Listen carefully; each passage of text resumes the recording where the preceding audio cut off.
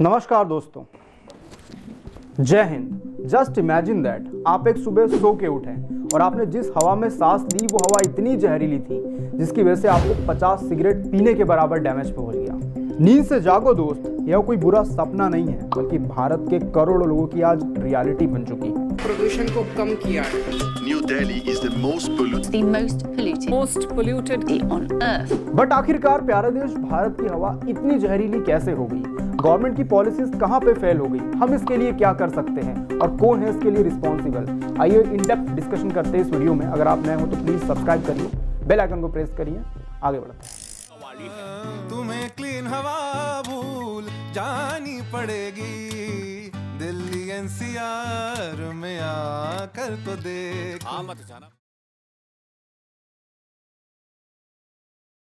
अगर आप दुनिया की 30 सबसे पॉल्यूटेंट सिटीज की लिस्ट आज निकालोगे तो आपको ये गर्व होगा जान के कि हमारी 22 सिटीज उस लिस्ट में हैं और दिल्ली ने तो सीधा टॉप किया है। एयर की क्वालिटी को AQI मेजर किया जाता है, यानी कि एयर क्वालिटी इंडेक्स। इसमें कई सारे पॉल्यूटेंट को मॉनिटर किया जाता है, जैसे particular matter, PM 2.5, PM 10, ground level ozone, carbon monoxide, sulphur dioxide, nitrogen oxide और कई तरह की हार्मफुल गैसेस को सिम्युलेट किया जाता है।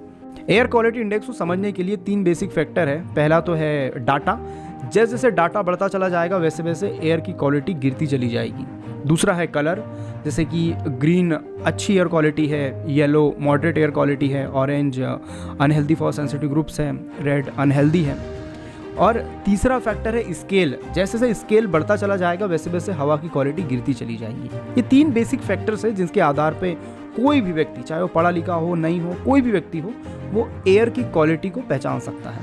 लेकिन दिल्ली की स्थिति ये है कि वो 1000 से भी ऊपर चल रहा है। यहाँ बात केवल दिल्ली की नहीं है बल्कि लखनऊ, आगरा, कानपुर, गुड़गांव, ग्रेटर नोएडा, गाजियाबाद और पटना जैसे शहरों की स्थिति भी बद से बदतर हो चुकी है। जो तस्वीरें आपके सामने आ रही है ये कोई नॉर्मल कोहरा नहीं है बल्कि ये है स्मॉग। स्मॉग एक तरह का मिक्सचर होता है फॉग के साथ में toxic gases, industrial emission, vehicle emission, crop burning और भी बहुत सारी टॉक्सिक गैसेस आपस में मिलकर स्मॉग बनाती है। जितनी भी गैसेस और पॉल्यूटेंट के बारे में हमने चर्चा करी, इनमें सबसे ज्यादा खतरनाक है PM 2.5। PM 2.5 बेसिकली छोटे छोटे कण होते हैं जो डायरेक्टली आपके लंग्स और ब्लड स्ट्रीम में पहुंच के आपकी वो रेस्पिरेटरी डिजीज दे सकते हैं। और आपको तो वीडियो यहाँ तक देख के लग रहा होगा कि मैं केवल बकवास कर रहा हूँ, तो आप ये बात ध्यान दीजिए, अगर वर्ल्ड की किसी डेवलप कंट्री के साथ ऐसा होता, उसकी एयर क्वालिटी इतनी ज़्यादा खराब अगर हो जाती तो वो लोग नेशनल हेल्थ इमरजेंसी डिक्लेयर कर देते। जी हाँ, पेरिस में जब पर्टिकुलर मैटर PM 2.5 300 के ऊपर गया था तब उन लोगों ने पब्लिक ट्रांसपोर्ट फ्री कर दिए थे। तो आप अंदाज़ा लगा लीजिए कि ये डेवलप कंट्री किस तरह से एक्शन लेती है और भारत की सरकार किस तरह से एक्शन लेती है। देखो दोस्तों, दुख इस बात का नहीं है कि हमारी एयर क्वालिटी इतनी ज़्यादा खराब है, सरकारें कुछ नहीं कर रही। दुख इस बात का है कि इस डिजास्टर सिचुएशन के बावजूद भी इसको हेल्थ इमरजेंसी नहीं माना जा रहा, इसको एक डिजास्टर नहीं माना जा रहा। इंडिया में एयर क्वालिटी एक significant political public health issue बन चुका है, स्पेशली अर्बन एरियाज में जहां पे पॉपुलेशन लेवल्स एक सेफ लिमिट से ज्यादा ऊपर बढ़ चुके। अब वो समय आ चुका है जब सारी governments including all political parties, activist, citizen सब लोग साथ में आए, कुछ नई पॉलिसीज लाई जाए जिससे कम से कम समय में ज्यादा बेहतर रिजल्ट आए और एयर क्वालिटी में सुधार हो। लेकिन हमारी पॉलिटिकल पार्टीज, गवर्नमेंट इस तरह से काम नहीं करती। ये लोग ब्लेम गेम खेलते हैं और अपना पल्ला झाड़ लेते हैं। देखो दोस्तों, इन रियलिटी भारत में आप किसी भी बड़ी से बड़ी या छोटी छोटी पार्टी को उठा के देख लो, आज तक किसी भी पार्टी के लीडर ने कभी एयर क्वालिटी के नाम पे आपसे वोट नहीं मांगा। एक तरफ तो हम भारत को विश्वगुरु के रूप में देखते हैं और सोचते हैं कि हम जिस पार्टी की रैली में जाके नारे लगा रहे हैं वो पार्टी बहुत ज्यादा डेवलपमेंट लाएगी, चाहे वो कोई भी पार्टी हो। लेकिन रियलिटी आज भारत की ये बन चुकी है कि दिल्ली वर्ल्ड में फेमस है रेप केसेस के लिए, पॉल्यूशन के लिए। एयर को क्लीन करने के लिए 1981 में इंदिरा गांधी गवर्नमेंट ने भारत का पहला द एयर एक्ट 1981 पारित किया था। इसी एक्ट के तहत सेंट्रल लेवल पे सेंट्रल पॉल्यूशन कंट्रोल बोर्ड और स्टेट लेवल पे स्टेट पॉल्यूशन कंट्रोल बोर्ड बनाए गए। बेसिकली इसी एक्ट में एयर पॉल्यूशन और एयर पॉल्यूटेंट को क्लेरिफाई किया गया था। बहुत सी चीज पहली बार करी गई थी, जैसे vehicle engine, automobile sector, chimney, इन सभी से होने वाले पॉल्यूशन को भी पॉल्यूशन माना गया था। लेकिन इन सब चीजों के बावजूद ये एक्ट एक डिजास्टर से कम नहीं था, क्योंकि ग्राउंड लेवल पे इसका इम्प्लीमेंटेशन था ही नहीं। सेंट्रल और स्टेट बोर्ड्स आपस में पावर को लेके ओवरलैप करने लग रहे थे। कई सेक्टर्स ऐसे थे जहां पे इनके पास एक्सपर्टीज थी ही नहीं। इन लोगों ने ज़्यादातर अर्बन एरिया में फोकस करा, जबकि रूरल और सेमी रूरल एरियाज में इनका फोकस था ही नहीं। इन दोनों बोर्डों ने इंडस्ट्रियल पॉल्यूशन को छोड़ के दूसरे पॉल्यूशनों पे ध्यान ही नहीं दिया, जैसे व्हीकल पॉल्यूशन, क्रॉप बर्निंग। 1986 में राजीव गांधी सरकार के द्वारा इन्वायरमेंट प्रोटेक्शन एक्ट लाया गया और 2019 में प्राइम मिनिस्टर मोदी के द्वारा national clean air programme NCAP launch किया गया, जिसका एम रखा गया पर्टिकुलर मैटर 2.5 और PM10 के लेवल्स को 20 से 30% कम किया जाए 2024 से पहले 120 शहर को आइडेंटिफाई किया गया, मार्क किया गया और उन शहरों पे ये स्कीम को अप्लाई किया गया। लेकिन इन रियलिटी आप खुद ग्राउंड पे जाके देख लो, ये स्तर कम नहीं हुआ है बल्कि डबल हो चुके हैं पर्टिकुलर मैटर इस समय ग्राउंड पे। हवा की स्थिति बद से बदतर हो चुकी है, इसलिए गवर्नमेंट ने बड़े शाने तरीके से इसका लक्ष्य 2 साल और आगे बढ़ा दिया कि अब हम 2026 में करेंगे। और लिख के ले लो में से आप, अगर आज आप अवेयर नहीं हुए तो ये लोग लक्ष्य 2030 बता देंगे। ये स्कीम अपने आप में एक बहुत बड़ा डिजास्टर है, मैं आपको समझाता हूँ कैसे। इस स्कीम के तहत जो टारगेट बनाए गए थे वो लीगली इन्फोर्सेबल थे ही नहीं, इसलिए किसी भी स्टेट के पास ये बाउंडेशन थी ही नहीं कि उस स्पेसिफाई गोल तक पहुंचा जा सके। फंडिंग का बहुत बड़ा इशू था। अगर आपको एयर क्वालिटी इंप्रूव करना है तो आपको renewable energy, public transport, public sectors में बहुत बड़े बड़े मेजर ड्रामेस्टिक चेंजेस चाहिए। स्टेट पॉल्यूशन कंट्रोल बोर्ड के पास कोई टेक्निकल एक्सपर्टीज थी ही नहीं कि वो पूरे शहर की एयर क्वालिटी को अच्छे से मॉनिटर कर पाए। इसलिए इन लोगों ने क्या करा, जहाँ जहाँ पे AQI स्टेशंस लगे हुए हैं उसके आसपास पानी छिड़कना स्टार्ट कर दिया, जैसे कि आगरा में होने लग रहा था। इसलिए एयर क्वालिटी का जो डाटा है वो भी इनके पास एक्यूरेट नहीं है। और इस स्कीम का सबसे बड़ा इशू था कि जनता का पार्टिसिपेट लगभग ना के बराबर था, क्योंकि जनता उन विषयों पे ज्यादा ध्यान देती है जो चुनावी मुद्दों से जुड़े हुए होते हैं। एयर क्वालिटी तो चुनावी मुद्दा है ही नहीं। दोस्तों, हमारे पॉलिटिशियंस और गवर्नमेंट ऑफिसर्स इतने कमीने हैं कि ये लोग आपकी जिंदगी से खेलने में जरा सा भी पीछे नहीं हटते। 2019 में इन्होंने नेशनल क्लीन एनर्जी प्रोग्राम तो लॉन्च कर दिया, उसके लिए 11,000 करोड़ का बजट भी अलॉट कर दिया, लेकिन आखिर वो पैसा गया कहाँ, उसका सच अब जानते हैं।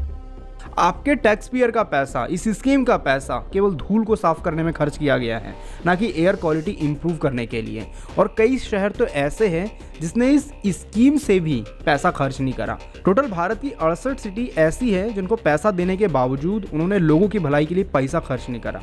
और इसमें से भी कई महान सिटीज ऐसी है जिन्होंने 10 से 14% फंड का उपयोग किया है। मतलब ये लोग चाहते ही नहीं है कि जनता खुली और अच्छी हवा में सांस ले। भयंकर नालायक लोग भरे भारत में। एयर पॉल्यूशन कई सारे कारणों से होता है। इसमें मेजॉरिटी तो ह्यूमन मेड होते हैं, लेकिन कुछ नेचुरल भी होते हैं। ह्यूमन रिलेटेड कॉजेज जैसे कि industrial emission, vehicle emission, burning fossil fuel, agriculture activities, deforestation, waste management, construction activities, household activities. और जो नेचुरल है वो है volcanic eruption, wild fires, dust storm, national biological process. इन सब कारणों से एयर पॉल्यूटेड होती है। अब कोई एक कॉज को आप टारगेट कर लो कि भाई हरियाणा, पंजाब और उत्तर भारत के किसानों ने तो आग लगा दी खेतों में जिस वजह से दिल्ली पॉल्यूटेड हो गई, या दिल्ली के व्हीकल्स को दोष दो आपकी दिल्ली में एयर पॉल्यूटेड हो गई। ये कहना गलत होगा। भारत में इस समय 300 मिलियन से भी ज़्यादा व्हीकल्स जो है सड़कों पे है, और इसमें कई सारे व्हीकल्स ऐसे हैं जो BS6 नॉर्म्स को फॉलो नहीं करते। पुराने BS3, BS4 व्हीकल्स भी सड़कों पे दौड़ने लग रहे होते हैं, और ये सभी व्हीकल फॉसिल फ्यूल पे चलते हैं। हमें इस बात को ध्यान देना होगा। व्हीकल से होने वाले पॉल्यूशन को कंट्रोल में करने के लिए भारत सरकार द्वारा एक PUC सर्टिफिकेट जारी किया जाता है। जो इसमें पास होता है वो रोड लीगल, जो नहीं पास हुआ वो इलीगल। लेकिन भारत तो जाना ही जाता है अपने करप्शन के लिए।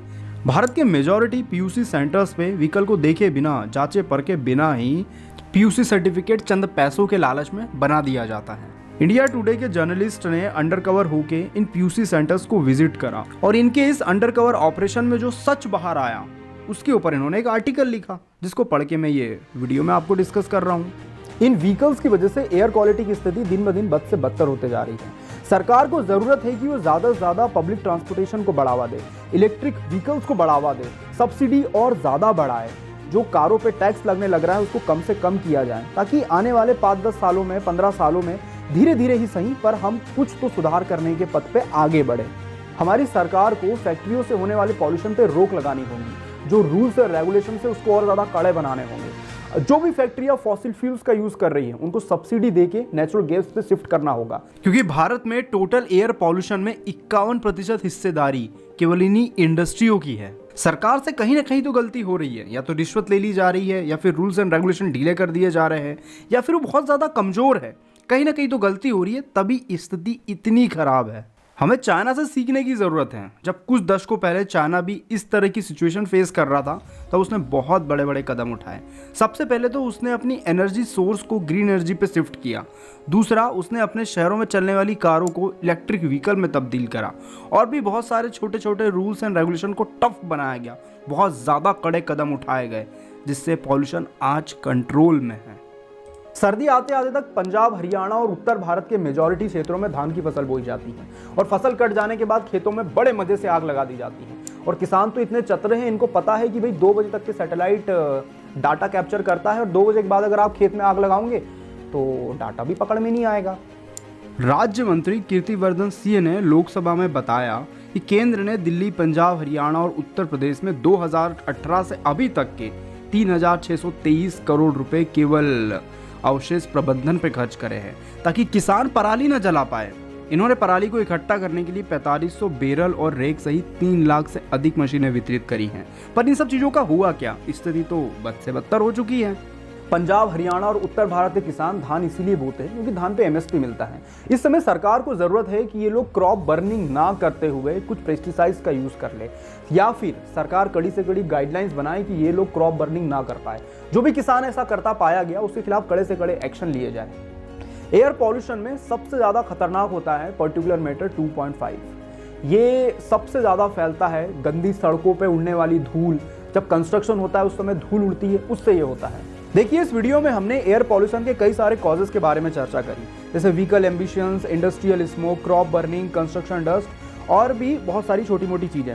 लेकिन आप ध्यान दीजिए, इन सब में कोई भी एक फैक्टर पूरी तरह से कभी जिम्मेदार नहीं होता। 2021 के आंकड़ों के अनुसार एयर पॉल्यूशन दुनिया का मेजर किलर है। 8.1 लोगों की जानें वर्ल्ड वाइड केवल एयर पॉल्यूशन की वजह से गई हैं, जहां भारत की स्थिति बद से बदतर है। 2.1 मिलियन जानें एयर पॉल्यूशन से गई हैं, जिसमें 1.6 मिलियन 5 साल से छोटे बच्चे थे। और ये जो रिपोर्ट है, ये यूनिसेफ की कोलैबोरेशन में US based health effect institute HEI ने पब्लिश करी है। और बात केवल यहाँ पे लोगों की हेल्थ रिस्क को लेकर नहीं है, बल्कि हम इकोनॉमी में भी बहुत बड़ा लॉस फेस करते हैं हमारी खराब एयर की वजह से। क्योंकि भारत की जनता ज़्यादातर गरीब है और जनता डिपेंडेंट रहती है गवर्नमेंट पे और गवर्नमेंट हॉस्पिटल्स पे। हर साल गवर्नमेंट के बजट से 150 बिलियन US डॉलर एक्स्ट्रा खर्च होते हैं केवल रेस्पिरेटरी डिजीज के क्योर करने की वजह से। एक स्वस्थ व्यक्ति दिल्ली की सड़कों पे घूमते हुए अपनी जिंदगी के 10 से 12 साल वैसे ही खत्म कर लेता है।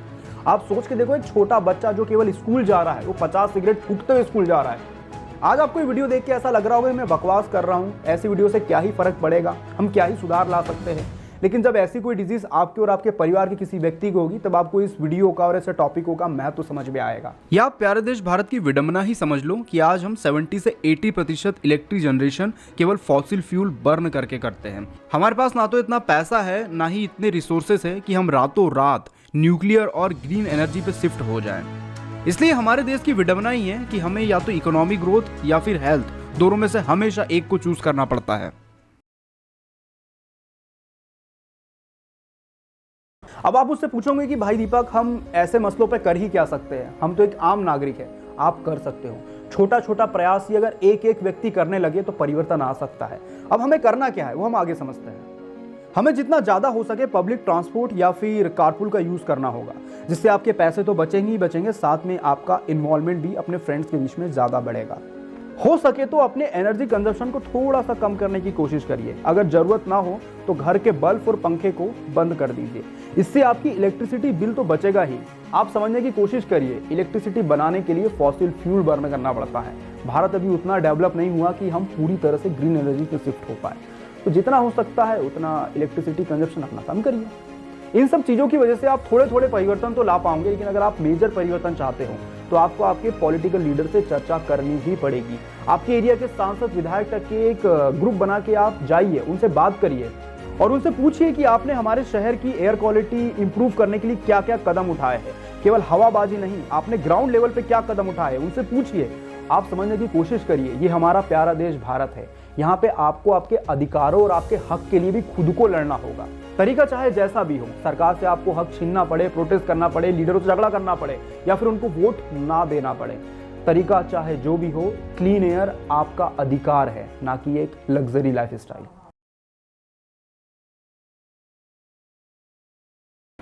देखो दोस्तों, अब हम इस वीडियो के कंक्लूजन पे आगे बढ़ते हैं। अभी तक हमने ये समझा कि पॉल्यूशन के कॉजेस क्या है, पॉल्यूशन के लिए आप और हम क्या कर सकते हैं, सरकारी नीतियां कैसे आपको बेवकूफ़ बना रही हैं।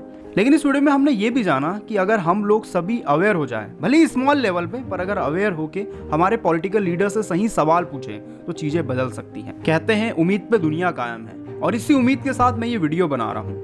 अगर मेरी बातें आपको अच्छी लगी हो, ये वीडियो आपके जीवन में कुछ परिवर्तन लाए, तो इस वीडियो को लाइक करके वीडियो को शेयर करिए। व्हाट्सएप, फेसबुक, इंस्टाग्राम, यहाँ तक कि ट्विटर पे भी ट्वीट करिए, ताकि ये वीडियो हमारे लॉ मेकर्स तक पहुँच सके। उनके दिमाग में बातें घुसना बहुत ज़रूरी है। अगर आपने वीडियो यहाँ तक देखा है तो आपके लिए एक प्रश्न है, प्यारे देश भारत की एयर को क्लीन करने के लिए हमारी क्या भूमिकाएं हैं। ऑप्शन ए, कूड़े को फेंकने की बजाय जला दिया जाए। ऑप्शन बी, आपस में खड़े होकर पॉलिटिकल पार्टियों पे बहस की जाए। ऑप्शन सी, हवा साफ करने के लिए अपनी जिम्मेदारी को समझें और अपने नेता से सही सवाल पूछें। ऑप्शन डी, पब्लिक ट्रांसपोर्ट का उपयोग कभी नहीं करें। जो भी सही आंसर देगा उसी कमेंट को मैं हार्ट देके पिन कर दूंगा, तो उससे आप सही आंसर का अंदाज़ा लगा लीजिएगा। आपका बहुत बहुत धन्यवाद वीडियो को यहाँ तक देखने के लिए, क्योंकि ऐसे महत्वपूर्ण टॉपिकों पे बहुत कम लोग अपनी रुचि दिखाते हैं। अगर आप भारत के इतिहास पे डिटेल डिस्कशन चाहते हो तो मैंने एक रिसर्च करके वीडियो बनाया है, आप उसको देख सकते हो। अगर आप ब्लैक मनी की रियलिटी के बारे में जानना चाहते हो कैसे बड़े बिजनेसमैन और माफिया ब्लैक के मनी को वाइट करते हैं, तो आप मेरी इस वीडियो को देख सकते हो। मिलता हूँ फिर आपसे ऐसी किसी वीडियो में। जय हिंद, वंदे मातरम।